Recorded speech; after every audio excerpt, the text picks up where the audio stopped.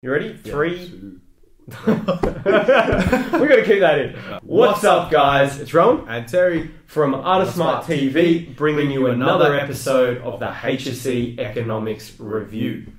So, in this episode, we're going to be doing a deep dive on inflation and monetary policy. We're going to do an analysis of monetary policy in Australia. There's been a lot changing in 2023. So we want to look at what the policy decisions have been, right? What's the rationale? What have they been responding to? And then do some analysis on effectiveness, impact, and then we'll wrap up by having some comments about maybe what we think is going to happen with monetary policy throughout the rest of 2023.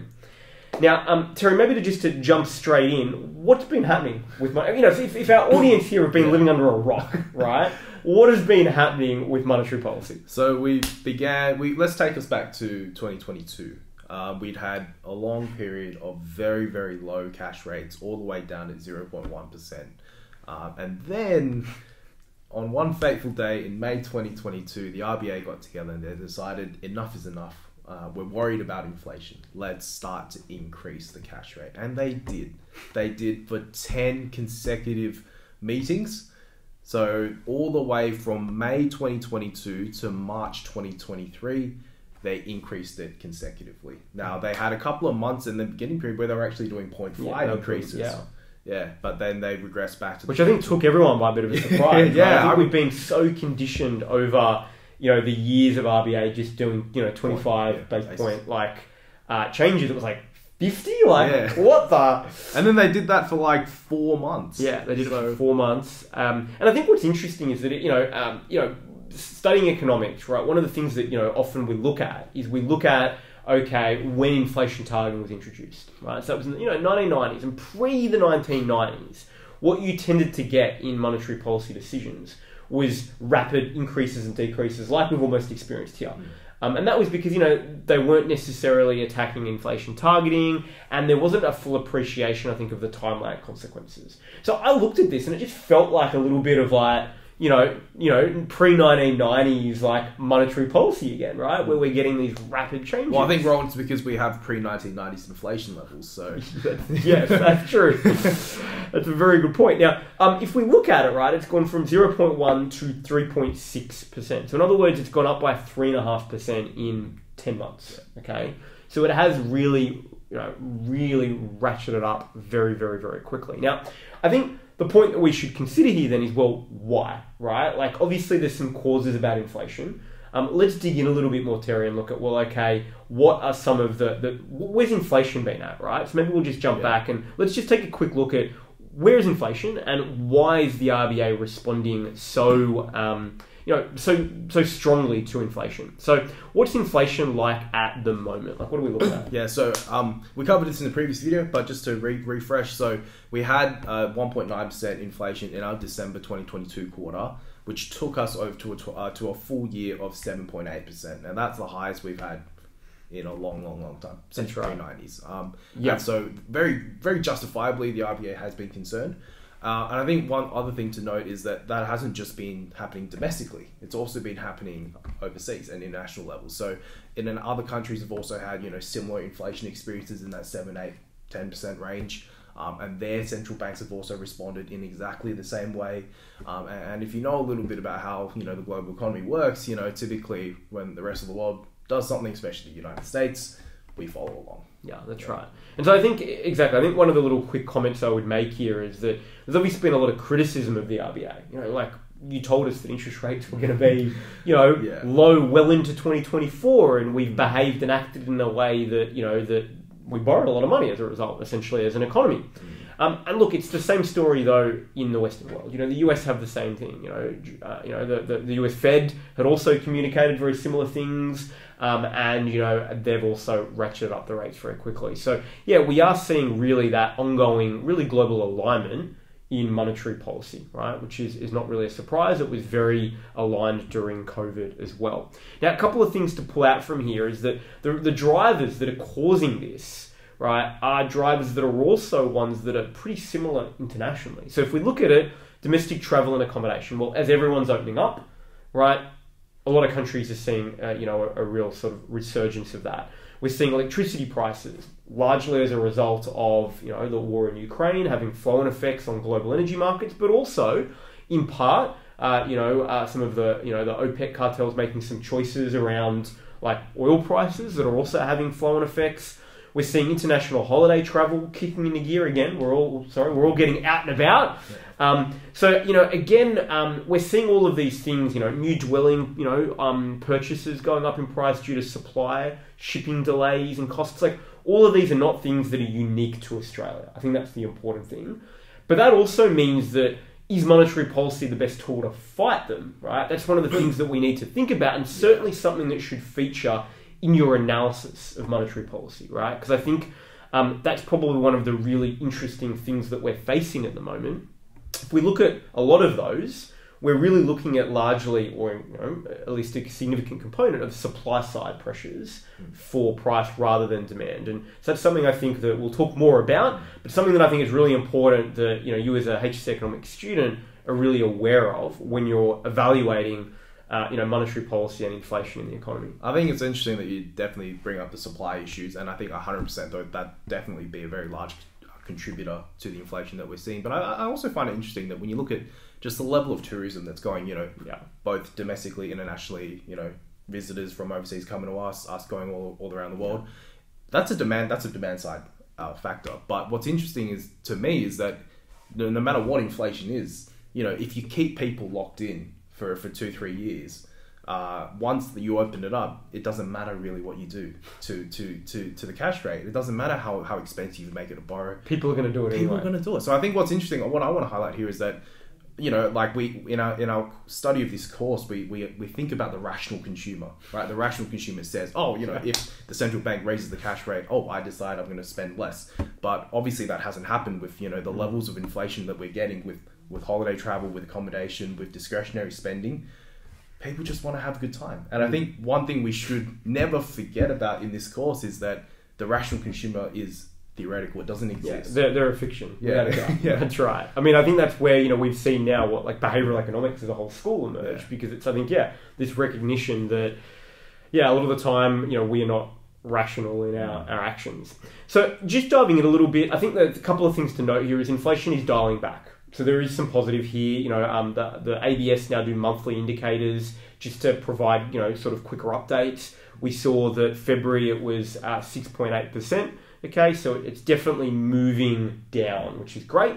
Now, in saying that, I think what is interesting is that I think one of the things that that both the RBA but also the government are looking at is, you know, different parts of inflation, because inflation impacts people differently, right?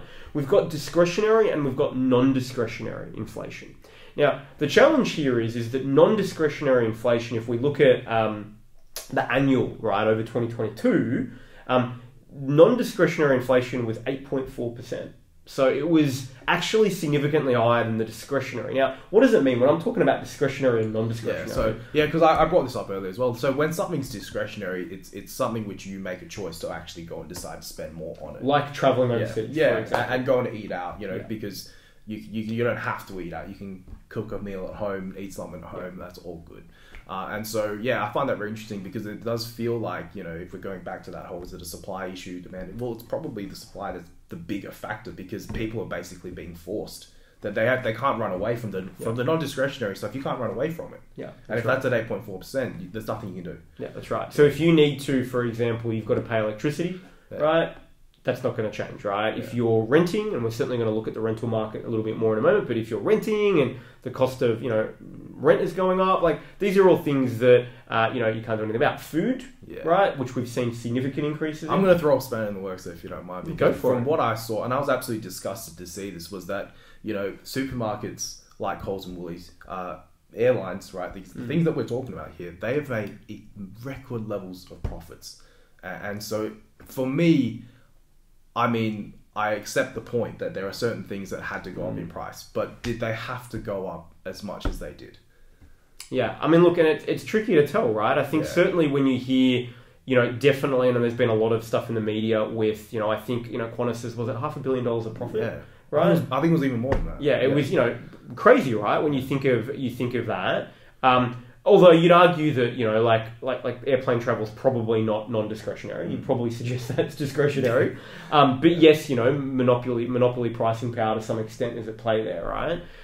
But certainly I think it is a complex situation because on the flip side, right, we've had the supermarket wars for many years, right, which, brought the dollar milk per litre, which has absolutely ravaged, dairy farmers across Australia. So it's tricky, right? Yeah. Like, I think, definitely, how much of it has been some opportunistic price gouging, right? How much of it has been some really genuine price pressures due to flooding, right, and food shortage?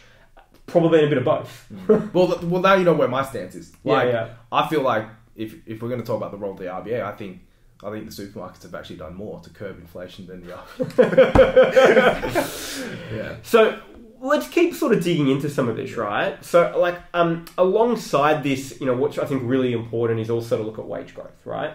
Both as like a contributor at some level to inflationary pressure, but certainly as well because if we're looking at real wages and we're looking at spending power, we've seen considerable inflation. So what's been happening with wages? When you compare it to the inflation, not great. So I think if you look at the numbers without context, you go, oh yeah, we're having a bit of a better time than we have had in recent years. 0.8% for the December quarter growth, 3.3% for the past year. But for those who've been listening in the video, we've already said that inflation was 7.8% for the year. So in real terms, which means once you've accounted for inflation, we've actually had a real wage income decrease of approximately 4%, which is terrible. Yeah, which is definitely not good. Now, I think and that's what is I think really challenging about the situation, right? Is that obviously wage growth had been very anemic, and that was one of the big challenges of really the 2010s, right? If we sort of zoom out, we've seen that wage growth had been really, really slow during that period. So on the positive, yes, it's good to see that. But on the flip side, we've seen an erosion. Now, I think what's particularly interesting is that, and again, I think this has influenced some of our state elections, right?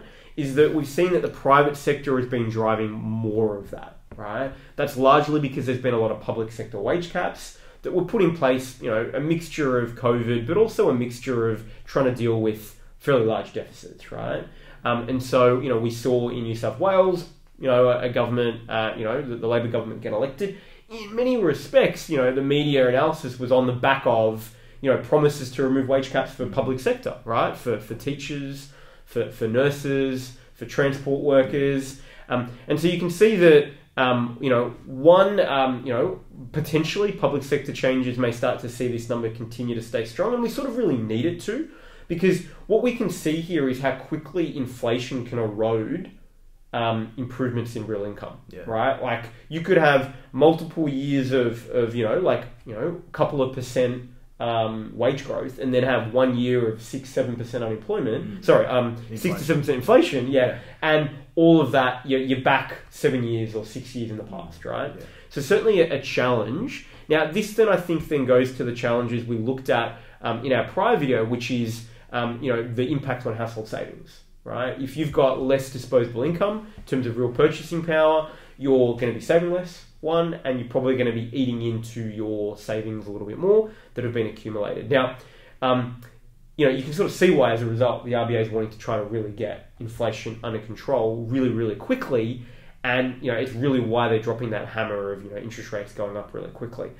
Are there some flip side consequences though with the RBA lifting interest rates so quickly for families? In terms of just cost of living? Oh, absolutely, because I think it's important. This is where we bring up the point that the cash rate is what they call monetary policy in general is a blunt tool. Yeah. And when something's a blunt tool, it basically affects everything all at once. So yes, while we would have wanted to drive higher wage growth, we would have potentially loved to just cap some of those supply issues, but we can't do that. We don't have the sharpness of the tool to affect the specific parts we want. So unfortunately, a very big consequence of that has been mortgage stress, which I understand. I don't have the numbers in front of me at the moment, but the mortgage stress has. We've got rental stress. We've got mortgage. We've got rental. So we will talk about certainly rental stress in a moment, because that I think has been very topical. It's been in the media a lot as well, and I think it's important to understand. But I think definitely if we do look at, you know, some of the mortgage stress side of things, right? I think one of the things that's quite interesting there, and I'm just going to pull it up here, is that interest on mortgages grew 23% in the December quarter alone. That's crazy. Right? Yeah, I think 36% in September. And if we just put that into context, right? You know, like if we look at it, if, you know, you've got your parents, right, have a $750,000 mortgage, okay? Now, if you're living in Sydney, probably not unusual given the, you know, the cost of property. Now, you know, if the cash rate was to go up to 4.1, it's not yet, of course, okay? But again, it may yet get there. You know, the data showed that monthly, you know, repayments, the increase in repayments would basically be about $21,000 a year, right? That is significant, right? Like that is a huge chunk of money that families were not needing to find. So I think there's certainly an element, right, of, you know, as interest rates go up, yes, right? You know, you really see families getting squeezed on multiple levels, right? They're getting squeezed because their real wage, even though their wages are going up in terms of like, you know, nominal, their real wage is going backwards, right? Inflation's going up, so the cost of what they're being able to buy is increasing. And on top of that, their disposable income is further diminishing due to interest repayments. Now, again, the RBA sort of wants that because they want them to consume less, right? But certainly I think creates a challenging situation, which has led, I think, a lot of calls for the potential that we might not have a soft landing. What do those calls sort of mean, Terry? In terms of where economists are concerned that maybe the RBA is going too hard and the economy is going to crash a little bit more than they expect? Well, I think it'd be a little bit hard to say at this moment, but I think, you know, when you put that much stress on households, you put that much stress on multiple different, you know, industries, there's really no going to say what kind of effect that might have on things like unemployment, things like consumption levels. And if unemployment, if economic growth is going to fall, we're going to expect unemployment to go up, which is then going to play out. It's going to have like a positive feedback loop. Yeah. And it's quite nasty. So, yeah, one of the things I found, Terry, and I think it's really been, like, hasn't been talked about enough, is that, you know, the RBA, one of the things that they've been doing throughout this whole process of elevating interest rates very quickly is they've said, hey, it's okay, everyone, you've all got lots of savings that you've accumulated, and so we're not worried about mortgage stress because you've got all that accumulated saving, you're really far ahead on your mortgage, so you can, you know, you've got time, you'll be okay, right? So it's been one of the big perspectives that the RBA have had. Now, I think what is interesting about that, though, if we sort of, you know, just dive into the data a little bit, like the RBA, what they've highlighted, okay, is they have highlighted that the additional savings accumulated during the pandemic are equivalent to about 20% of aggregate household income. So what they've been sort of saying is that ultimately, right, now, you know, the median, right, owner-occupier with a variable rate mortgage is more than a year ahead on their mortgage repayments. So that's why the RBA has felt comfortable to ratchet up the interest rates very, very quickly. But on the flip side, I think there are two things that are really quite concerning. The first is that the total required mortgage repayments are now expected to reach 9.5% of household disposable income, which will be the record high for the bank, right? Yeah. Record high. So even though they're saying, well, look, you know, you're a year ahead, we're getting to record highs. The second one, though, okay, is that UBS did a bit of analysis on the RBA's claims, okay? And one of the claims was that we've saved all this money, 20%, right? It's equivalent of about $250 billion in extra savings at the time that UBS did the analysis. Now, what was fascinating, though, is they said, hey, by the time they eventually got up to it, they're like, we're about $175 billion ahead of where we would have been just with normal savings, okay, that was happening.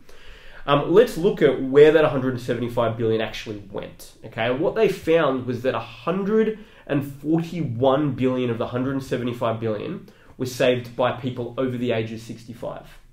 So in other words, the bulk of this additional savings was by people that were retirees that in most cases did not have a mortgage, right? You know, they were owner occupiers, no mortgages, or, you know, smaller mortgages, right? They also then found that the next largest group with extra savings was those aged between 55 and 64. No surprises, right?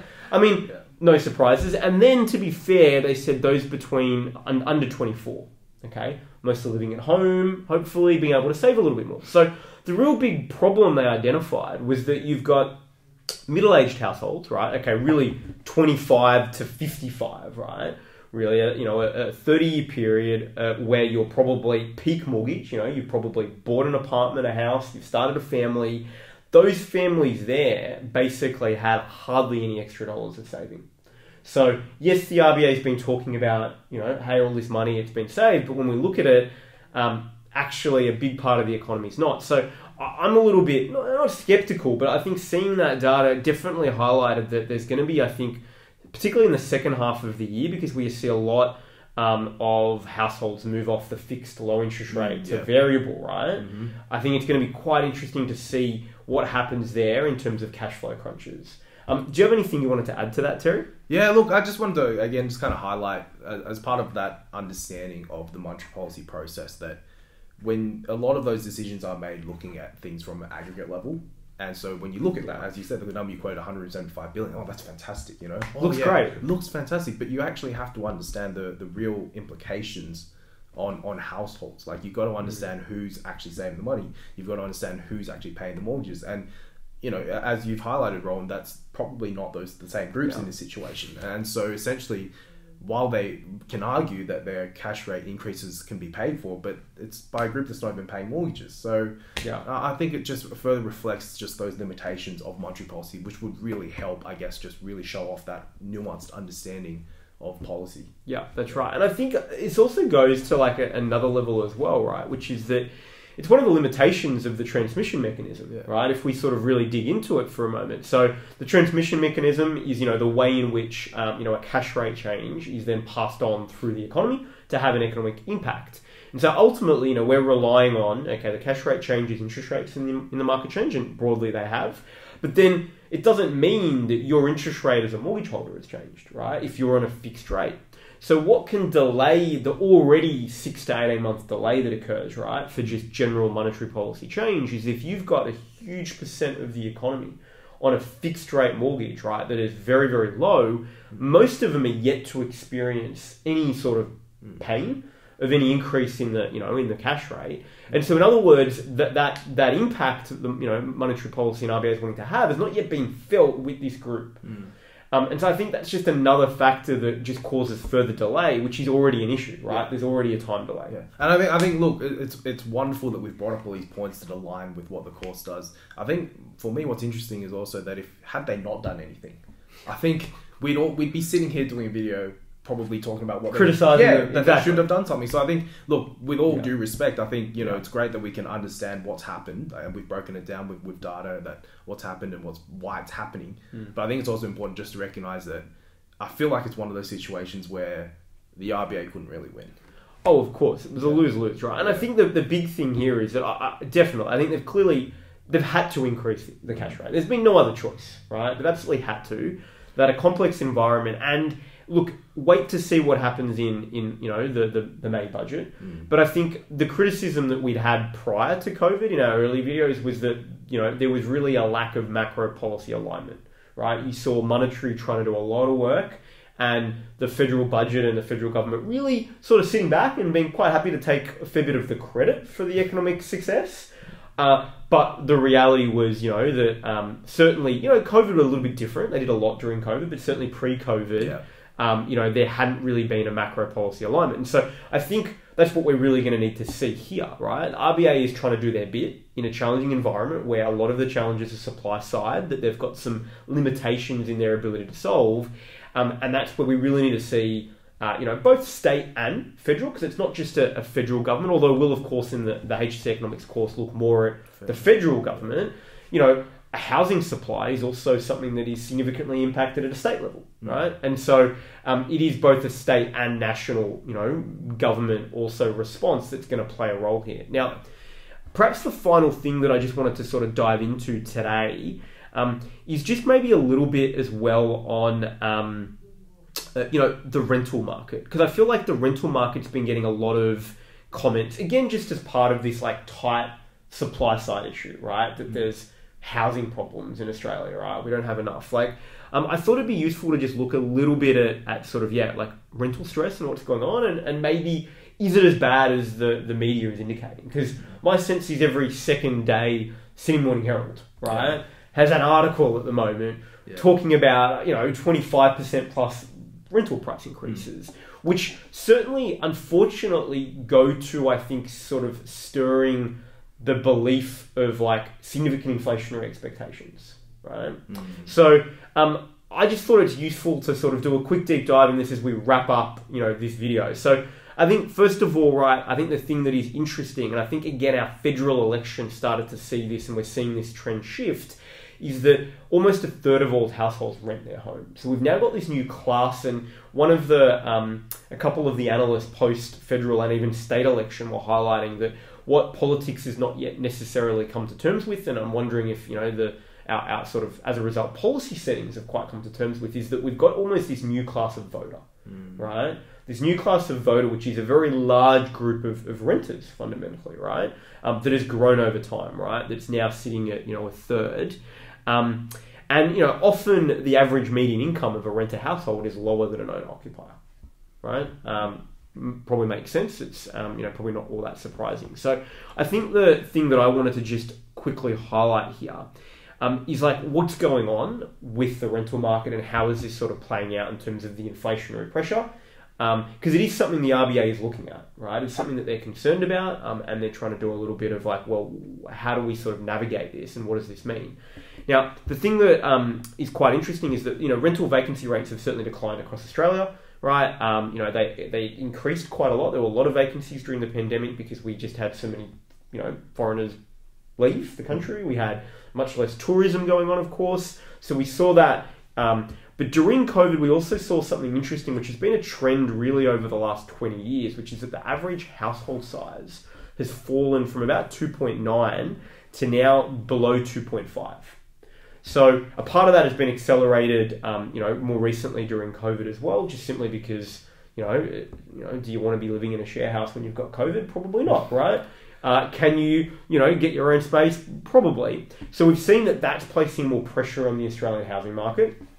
And then alongside that, right, what's quite interesting is that despite all of the 25% increases in rental, prices, if you look at a 10-year period, the average capital city increase in rents per year has been 1.1%.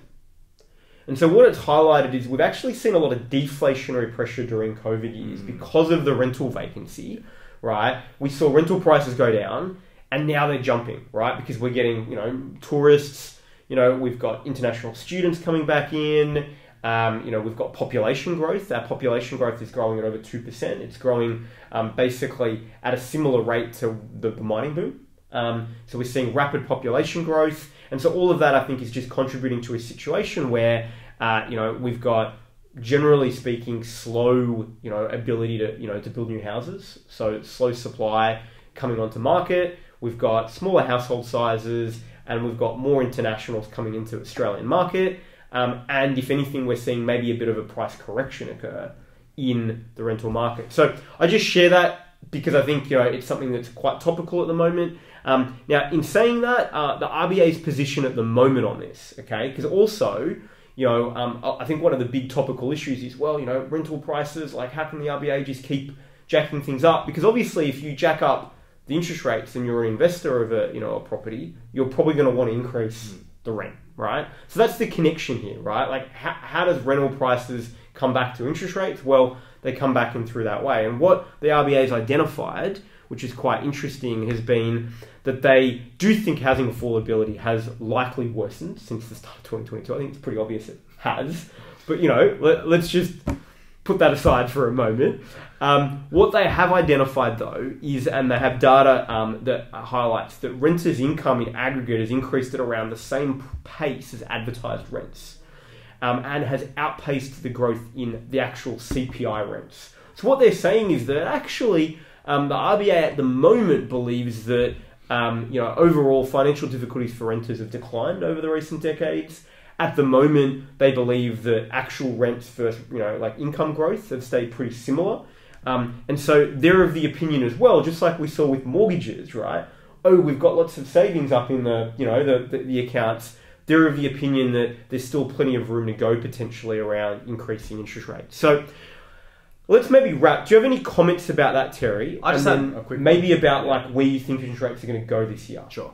Just very quickly about that rent. I think it's also important to, when you look at longitudinal analysis over a longer period of time, I think it's important to understand that yes, these are renters, but the reason why there might be, you know, such an uproar is that the renters that are stepping into the market now might not have been the renters previously. Those people who were renting when you said, you know, like rent was actually at a lower than market level, they might have benefited from that and have already moved on to becoming homeowners. And so the new renters that are coming into the market, they'll be outraged because this is all they know. That's right. So I think, it's important just to understand that, when we look at things in the economy as one broad group, that the people within that group actually change over time. That's true. It's a very good point, definitely. So what do you think then is going to happen? I mean, we've sort of, I think, done a pretty good deep dive around the range of issues that the economy is facing relating to inflation. The RBA's paused, right? Now, part of the reason they paused was, you know, it was a mixture of concern for some of the stuff going on in the US and in Switzerland with some banking, you know, instability, which in part caused by a rapid increase in interest rates in the US, causing some banks to have some issues with, you know, liquidity due to sort of bond purchases. It's a whole other story. It's a very nice way to put it. Yeah. That's me being quite, you know, diplomatic around it. So ultimately, you know, we've got a pause because there's some global wobbles going on, and they're also mindful that, hey, there's a time delay going on here. They've done a lot really quickly. They're not really sure what's played out in the economy. What do you think they're going to do? Well, I think it'll be very interesting. I think I don't think we've reached the peak of how far we're going to get with the cash rates, but me personally, I don't see us maintaining this pace of increase. I don't know if it's enough to then say that we're going to start heading back the other way, back down. But I definitely, in my opinion, think that over the next 12 months, that the rate of increase will definitely be slower. Yeah, that's right. And I think that ties in with what we were saying in previous videos as well about inflation also starting to slow as well. Yeah. And I think if the inflation level is not as high as it currently is, then there's less of an incentive for the RBA. And I think it's going to, I think you're right, really be, I think, an equation of how does economic growth perform? If economic growth starts tailing off quicker than they've anticipated, they're going to slow, right? Certainly if inflation drops quicker than they're anticipating, well, they'll slow as well. And I think then, you know, there's going to be in part some global uncertain factors, you know, like what continues to happen with the conflict in Ukraine, what continues to happen, you know, just in terms of, you know, the banking crisis, is that the end or is that the beginning of some ongoing wobbles in the financial markets? So I think there are a lot of uncertainties, and I think that the bank is certainly aware of that. Yeah, my take would be is that I'd almost expect, I know, you know, some economists are saying, well, look, you know, end of the year, we're going to expect to see maybe a decrease in the rates. I think that would only be if things go bad, right? Yeah. Things take a turn very quickly for the worse. I think the RBA's general approach the last 10 months is maybe quite exceptional to that. Has always been to try to move a little slowly, right? And so my expectation is that I would see them probably, as you've highlighted, slow down, but still get some increases over the rest of this year. And probably, therefore, not aim to reduce the cash rate, but to try to just get it to a point where it's doing what it needs to do to manage, economic growth and inflation where they want it. So, look, I wouldn't be surprised if it gets a little over the 4. Maybe 1 or 2 more, sort of 25 base point increases over the course of this year. It sort of sits there. Now, maybe that's optimistic thinking. Who knows, right? So I guess final comments to wrap, Terry, for students that are maybe trying to do a bit of analysis on monetary policy. I think it's very important to actually understand all the different causes, but also all the other different effects. I think we did a very good job, Rowan, here of highlighting that, all the limitations, the time lags, the different parts of the economy that were affected, the different age groups, the effects on renters versus mortgage holders. I think it's very important, like the more nuance and more like levels to your analysis, the better your response is going to be. And I also think it's actually easier for you to learn it that way when you can actually understand that, the cash rate moving in one direction is going to have so many different effects on so many different things. And if you can understand what those effects are, you start to just really appreciate it a lot more. Yeah, it makes it more fun. Yeah. But of course we're going to say that. But just the way that we were able to bounce off each other in this video, it's just, It's great. What do you think? No, I agree. So I would say, as a final wrap, guys, like I think there's going to be a lot more to play out this year for monetary policy. I think a lot more for inflation. So certainly, if you're not, definitely recommend don't like switch off to like checking in on the data, checking in on the stats. Like pay attention over the coming months. It's going to make your ability to do the analysis, certainly in trials or HSC, right, where you might get like an extended response on monetary policy or inflation, a lot easier. Now, look, if you haven't already, hit subscribe. We'll have more episodes. We'll have a budget deep dive on the budget. We'll have further updates on monetary policy, inflation, and the state of the economy, and the global economy as well over the course of this year as part of the HSC Economics review. If you need more support in the HSC Economics course, you're like, great, that video was awesome, but I like all the theory, I don't get, I'm struggling with the topics, I don't know how to write the essays. Get in touch with us at Artist Smart. We've got an incredible team of teachers and tutors that can support you ace the HSC Economics course. Otherwise, we will see you next time. See ya.